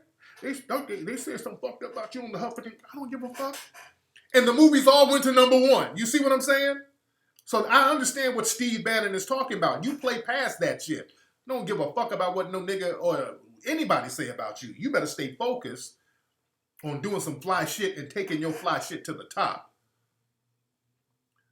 Dusty niggas and white supremacists are supposed to talk shit. Understand, we live on a plantation, and whenever you do some fly shit independently, that's called freedom. That looks way too much like a runaway slave getting off that damn plantation. So when in slavery, who talked shit about runaway slaves? White supremacists and coon-ass buck-dancing slave niggas who didn't want to go nowhere. You understand? They talk shit about Nat Turner. They talk shit about Harriet Tubman. Anytime you get off that plantation and try to do some fly shit independently of white daddy, the coons and massa is going to come after you. That's always going to happen. When you understand that part of the game and don't trip on it, you'll be fine. Black folks got to be off that shit where you scared to be criticized. But man, they gonna talk shit about me. So what? They talk shit about you anyway, niggas. That's what y'all don't understand. See, that's some shit I figured out a long time ago. Even if you up there buck dancing, oh, yo, yes, the boss, yes, the master, they still talk shit about your ass. And you do all that ass kissing and buck dancing for nothing. That's what black folks don't get. You do all that kissing ass and, ooh, I'm gonna bring you some peach cobbler tomorrow. At your job, you kissing ass and all that. And they talk, the minute you walk out the room, did you see Tarquisha's hair? Niggas, you buck dancing at work. Lord, I got some biscuits and some grape soda I'm bringing in tomorrow for lunch. Did you see Darnell? I think he wanted to rape me in the mailroom. They sit up and talk about you like a dog, nigga. I already know this. I know how these white supremacists act. So fuck them. Fuck them and their coons. So if you talk about me, motherfucker, you're going to be talking about me in passing on my way to the top. I'm going to give you something to talk about. I'm going to give you a reason to hate on me.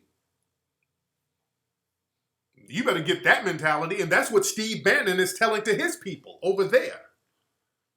That's the shit Steve Bannon is telling the other white supremacists. Hey, let them hate, but let's be on top. Let them hate from down there. And that's how I think. You hate from over there.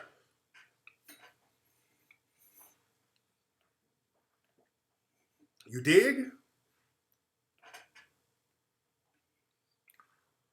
Like I said, my man Ice-T had a great point. Niggas, you can only hate up. You can't hate down. You don't hate nobody who's doing worse than you. You hate up. The motherfuckers hating on you, you up. You only hate up. You hate on people who's doing shit flyer than you. You hate up. Yeah, I think OJ's innocent. OJ ain't kill no damn people. He like white people too much. OJ love white people.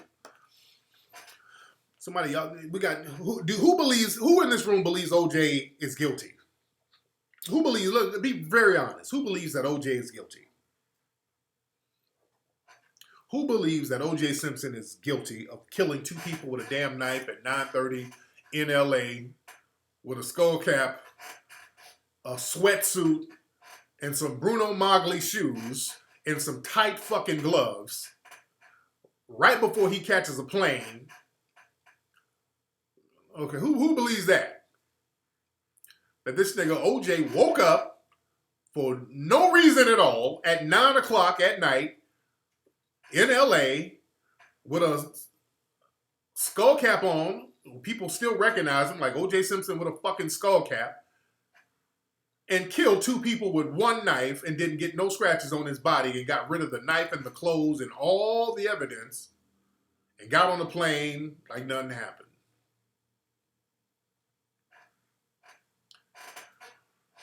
Because you gotta you gotta suspend too much logic for that. First of all, if OJ did that, that would be the first time in history a black millionaire physically went out and killed somebody with a damn knife, or period.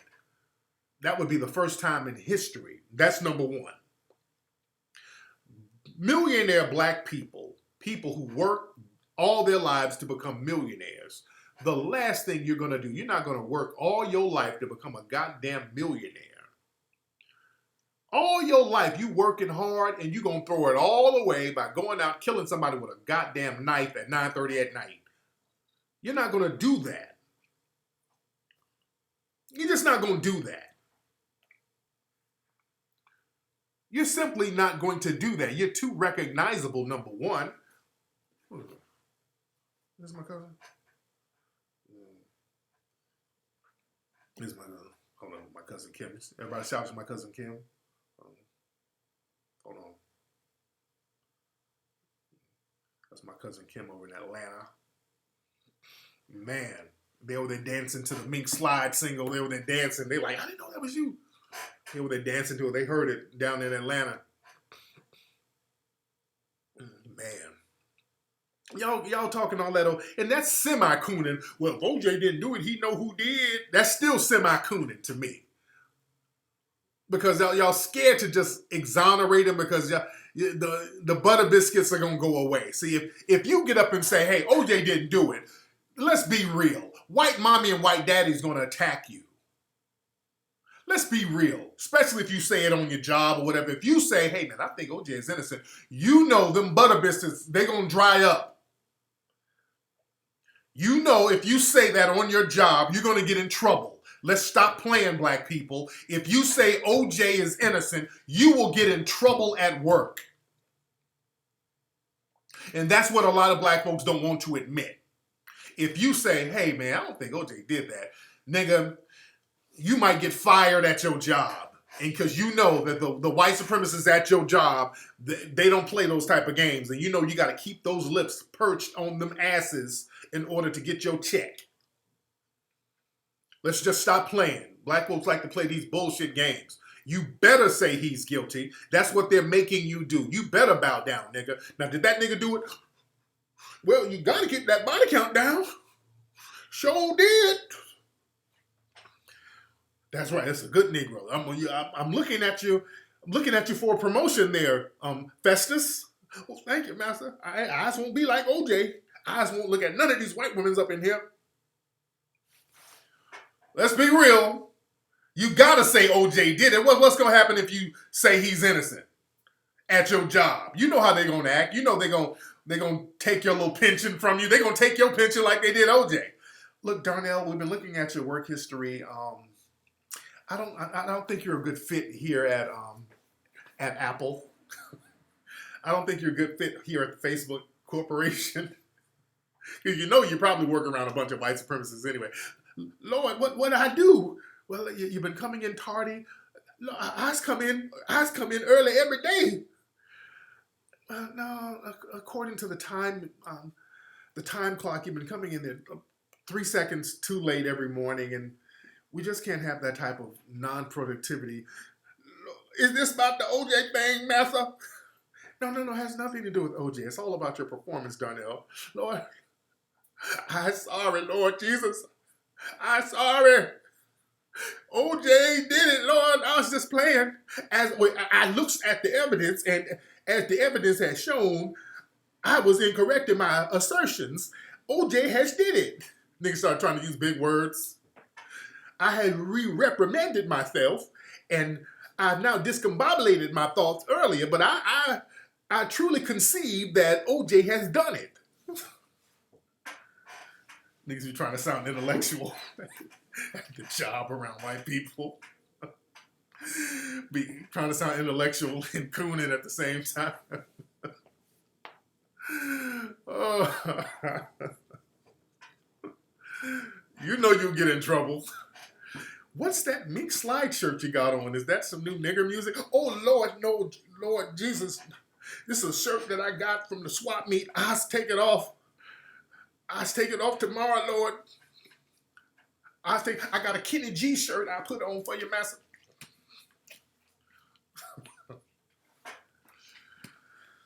Lord. Man. You dig? But again, some people get the complexion for the protection. Speaking of Mink Slide, again, we got to get the Mink Slide record to chart next week. We want to get that popping because we got to get that the Mink Slide song, man, is throwing people in a loop because nothing sounds like it. It's that real funk. You can't fake the funk because R&B now is, like I said, R&B now is basically people mumbling over trap beats. R&B now is people mumbling over trap beats right now. Niggas I'm not knocking all of them. There's some people who I like Tank stuff, but a lot of stuff, man, a lot of R&B now is just trap beats and niggas mumbling on them. And, you know, our stuff, Mink Slide, just old school player shit. And that's something that's missing. It's old school player. You dig? It's not, we ain't singing to no androgynous lover. Because you got niggas out here, you don't know if they're singing to men or women. You know, niggas, you don't know who they singing to. And we on some player shit. You know, it's like, hey, I'm going to come to the club. I'm going to spit at you. You choosing. I'm cooperating with your choose. I'm going to take you home. It's some old player shit. It ain't like, I ain't singing about, I'm going to trick off some money at the strip club. We ain't singing about, I'm going to give you a fucking Molly. I ain't about to give you a Percocet. I'm not going to meet you and then eat your ass like groceries. No. That's what R&B is now. I'm gonna give you some Percocet and then I'm gonna eat your ass like groceries. That's what R&B is now. Too much ass eating for me, and I don't want them kind of groceries right now. You dig? And the videos, you know, you got niggas in videos doing extra moist shit. Niggas riding they bike on the beach in they drawers with a damn lace front on, and niggas' lace front is waving in the wind, and niggas got a tongue ring on. What the fuck is niggas doing? You know, certain things we got to get back. We got to reset this shit to some player shit. You always got to go back to the player shit. You dig? You got to go back to the player shit. And shit, you said I'm exaggerating. The hell I am. I saw some video. I don't know what it was. It was a nigga on the beach. I don't know. This was the weirdest fucking video. It was the nigga laying on the beach and the nigga had his heart in his hand and the heart was pumping. What the fuck is this shit? What is this shit? Okay. What niggas be having issues. They be having childhood issues in their videos. What the fuck is niggas doing? Okay. But you know what's funny? I was looking at the Billboard charts. You know what? One of the records that's on the top 5 R&B hip hop charts is that 6ix9ine dude. That white dude. They say he's Mexican. That 6ix9ine dude. I mean, that's what's on the R&B charts. It's on the R&B rap charts. They kind of merge them to some degree. But that dude is on there. And that 6ix9ine Tekashi dude, my thing is this, I saw a video, one of his World Star video of him on World Star. This dude, he's in New York, is the blood this, blood that, nigga this, nigga that, blood. My thing is, why the fuck is Bobby Smurda in jail for gang affiliations and this motherfucker is out blood. You dig? Why? Why? You know, why these dudes out here, you know, gang this, gang that, you niggas, from what I understand, on probation for pedophilia, whatever. These dudes, gang this, gang, this dude. And Meek Mill's in jail for popping a fucking wheelie. He's popping a wheelie and Meek Mill is in jail. How come the black artists, man, they gotta walk a straight and narrow? Boy, these black artists gotta walk a straight and narrow. Meek Mill is in jail for his probation violation. He's popping a fucking wheelie. He's popping wheelies. But this dude is gang all day. Gang, and getting in fights all over the place. And nothing. Bobby Smurda didn't get in no fight. Bobby Smurda wasn't in no fights. Bobby Smurder, they got Bobby Smurder on some shit was some niggas he knew. Just some niggas in his neighborhood, and they just associated him with the dudes. That's what I'm saying, dude. It's, certain people got that complexion for the protection. That's just my thing.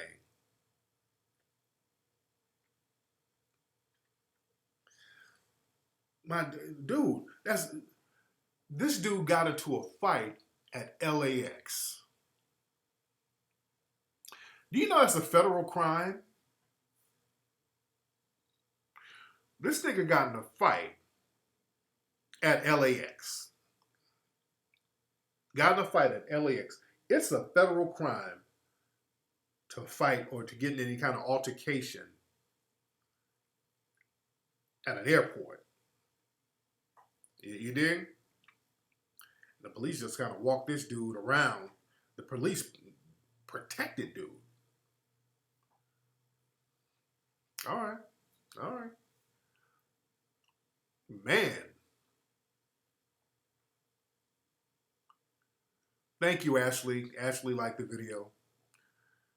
Hey, dude, just being somebody who's been around the game. But when I see folks you ain't even getting a slap on the wrist. I'm like, God damn, what you got? What kind of deal you got going on over there? What you got, man? So I'm sounding like Damon Dash right now? Well, shit, Dame might be right. We both might be on to something. I'm like, damn. Like, fuck, why the brothers getting locked up over little shit, not even doing nothing? Literally because of some niggas you know and motherfuckers, this dude, you all on video, just doing everything. Nothing. All right. Whatever. Man. But anyway, like I said, everybody, y'all need to go to iTunes. It's what, damn near 3,000 of y'all in here right now. Your dad loves the song. He's old school. Tell dad I said, what's up, Anastasia?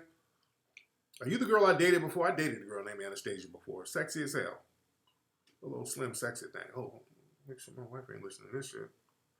My wife listening. I'm just bullshit. She be listening to playbacks. And I said some shit. And then she come in the room. What you mean by that? Oh, about what?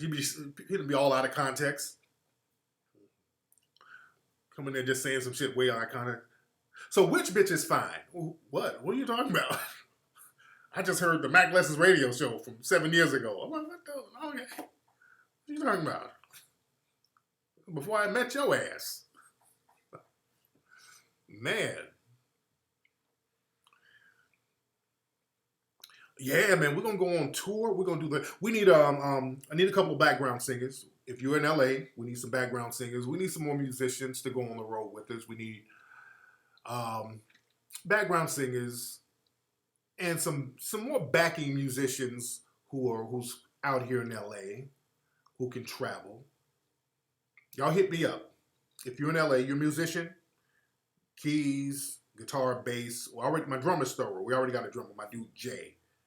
But some of my other musicians sometimes, we actually do need a guitarist because I want to have a couple of guitarists in the mix.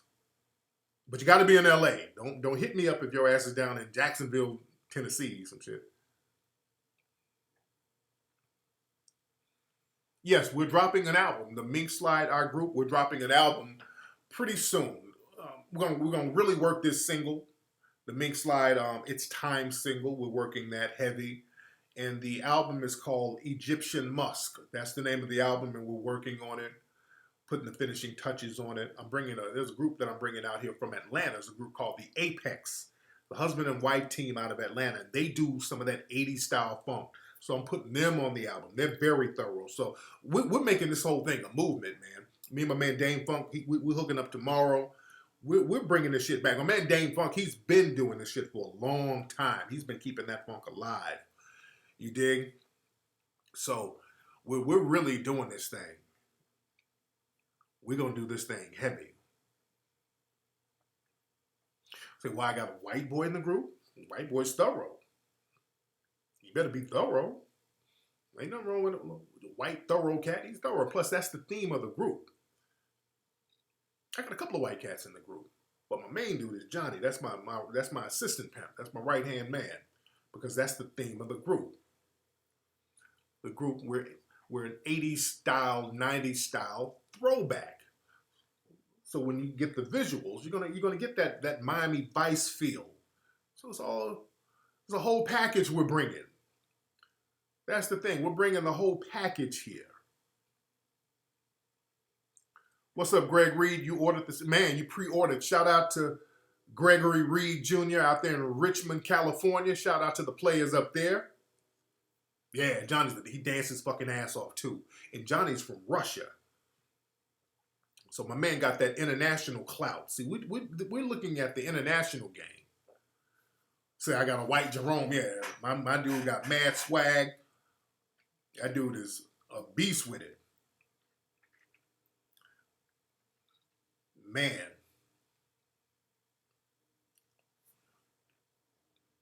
Saint Laurent Don, you got it. You pre-ordered.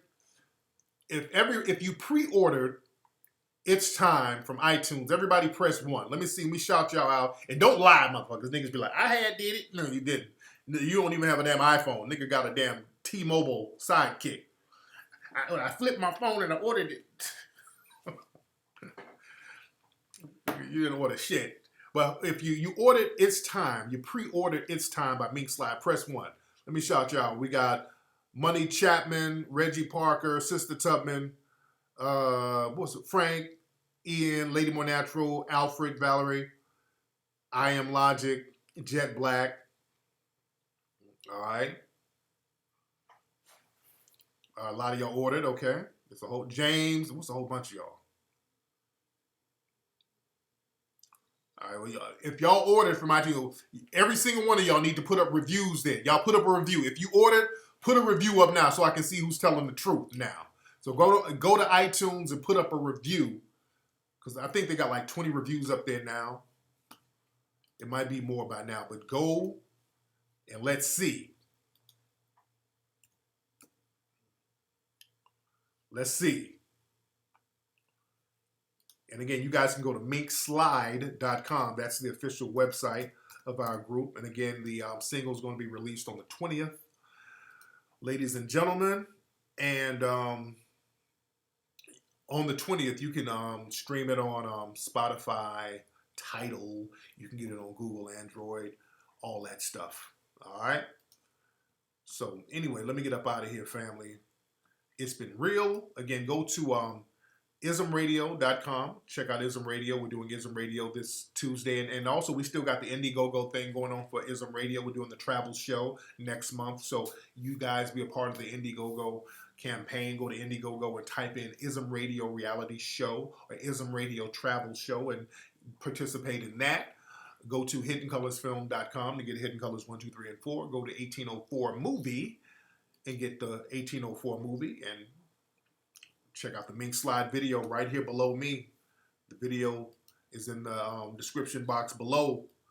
I'm about to go in here and see what's up with Mama Peanut, and I'm going to holler.